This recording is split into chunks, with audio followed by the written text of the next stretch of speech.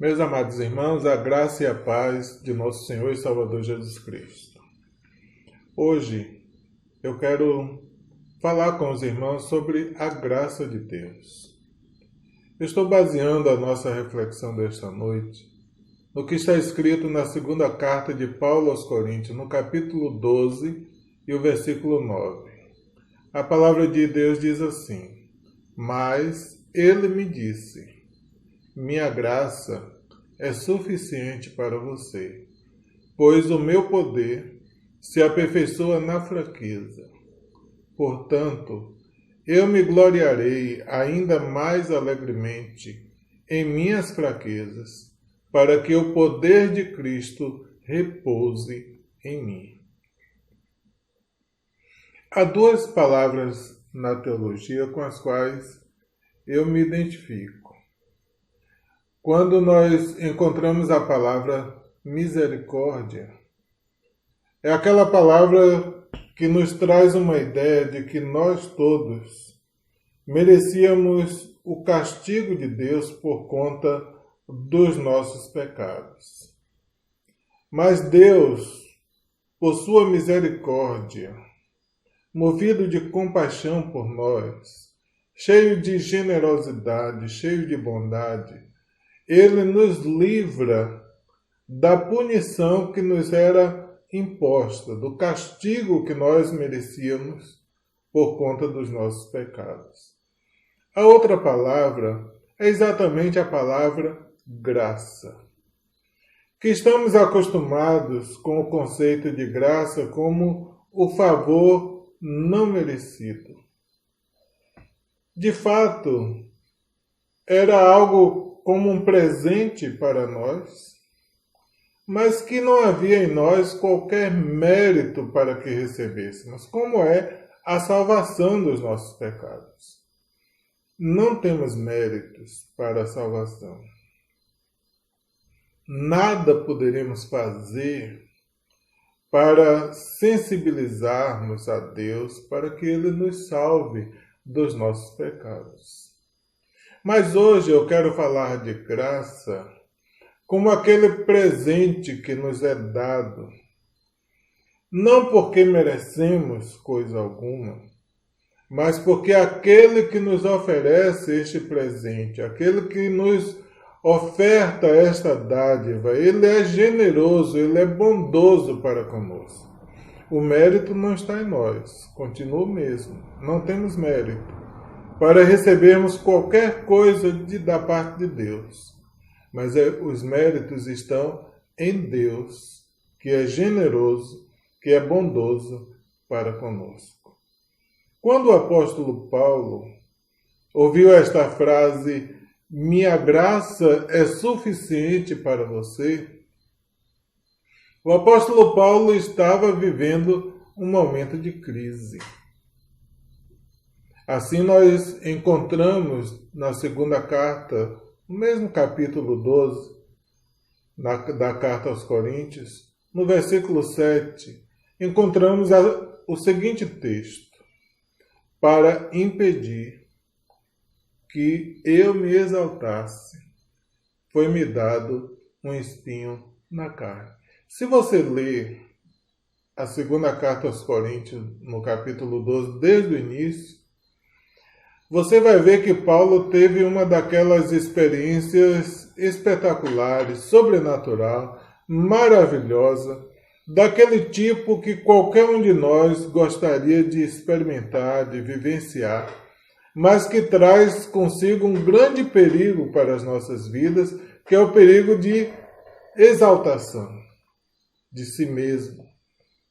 E então, Deus, na sua divina providência, trouxe para a experiência de Paulo o que ele chamou de espinho na carne, para que ele não se exaltasse diante de Deus. Você já imaginou sobre o que significa um espinho na carne? Muitas pessoas especulam, querendo saber exatamente o que era esse espinho. Todos nós queremos dar nome ao espinho na carne na vida de Paulo. eu prefiro não especular. Eu prefiro pensar numa outra lógica, porque há diferentes espinhos. Existe o espinho que vem na rosa, juntamente com a rosa, uma flor tão desejada, uma flor tão perfumada, uma flor que traz consigo um certo romantismo, mas que traz também os espinhos. Mas muitas vezes tem aquele outro tipo de espinho que vai diretamente no calcanhar. Geralmente quem já andou numa fazenda, numa roça, já experimentou esse tipo de espinhos. Há diferentes espinhos. E eu fico imaginando que o espinho na carne que eu venha experimentar deve ser diferente daquele que você pode experimentar. Porque os espinhos são diferentes. E por isso a Bíblia não registra qual era o espinho de Paulo. Isso não fazia sentido, isso não era necessário, porque cada um tem o seu próprio espinho na carne. Mas há uma coisa em comum, que todos os espinhos fazem sofrer. Todos os espinhos fazem doer. E isto é comum. Nós que já fomos espetados por algum espinho, sentimos a dor, sofremos com isso. É como agora nós estamos experimentando o sofrimento. Todos nós temos o mesmo problema. Estamos enfrentando uma pandemia, todos nós estamos assustados, com medo, nervosos, porque há uma possibilidade de contaminação que nós não sabemos qual é a extensão disso. Mas o sofrimento parece o mesmo, a dor parece a mesma de cada um de nós. Mas tem uma razão de ser. Este vírus, invisível aos olhos, ele está nos fazendo viver uma experiência bastante interessante nas nossas vidas. Onde estão aqueles que se exaltavam antes? Agora todos estamos no mesmo plano.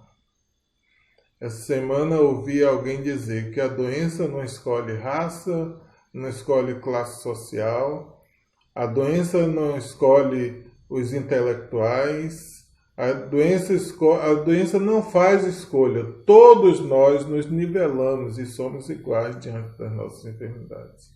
Então não há mais por que se exaltar.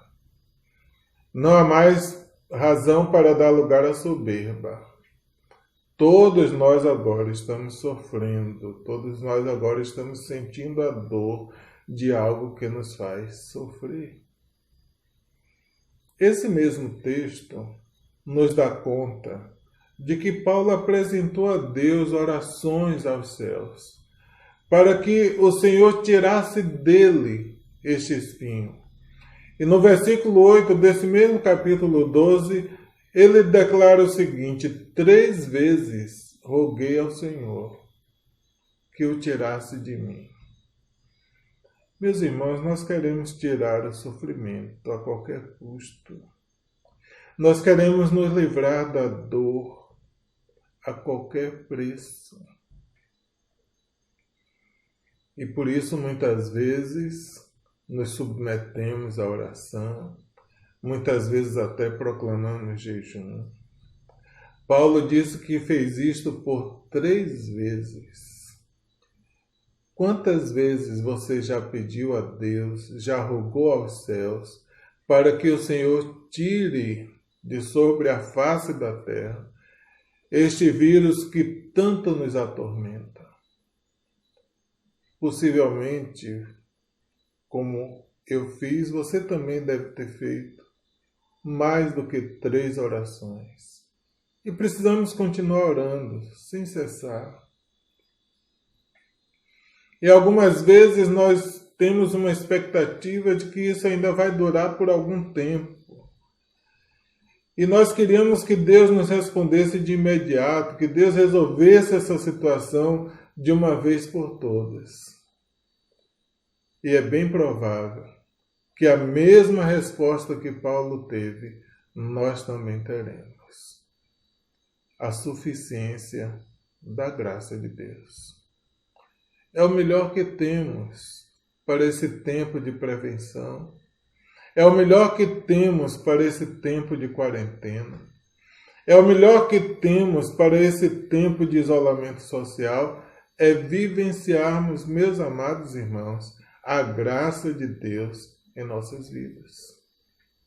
O Deus gracioso pode trazer ao nosso coração fortalecimento espiritual, fortalecimento emocional, fortalecimento físico também. Nós precisamos, meus amados irmãos, cada dia ter esse bem-estar fisicamente, esse bem-estar emocional, esse bem-estar espiritual. E precisamos estar fortalecidos. E olha o que o apóstolo Paulo está dizendo. A graça de Deus é suficiente para nós, porque o poder de Deus se aperfeiçoa em nossa fraqueza. Estamos todos debilitados. Estamos todos enfraquecidos. E é por isso que Paulo depois escreve a Timóteo e diz: fortifica-te na graça que há em Cristo Jesus.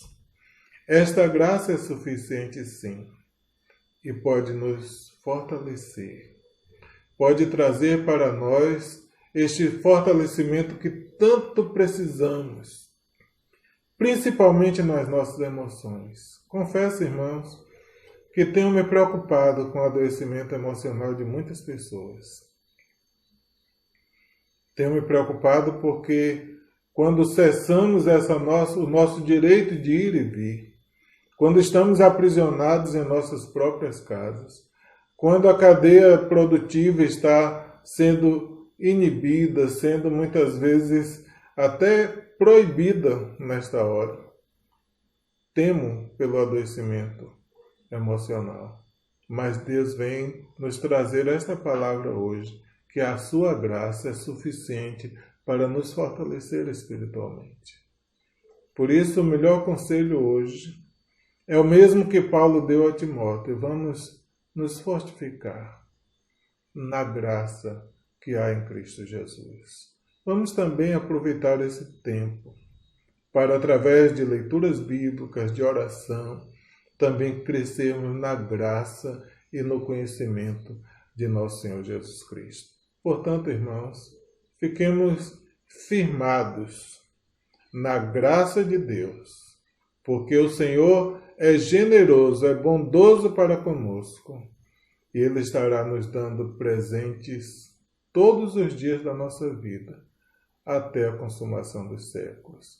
Que Ele nos abençoe.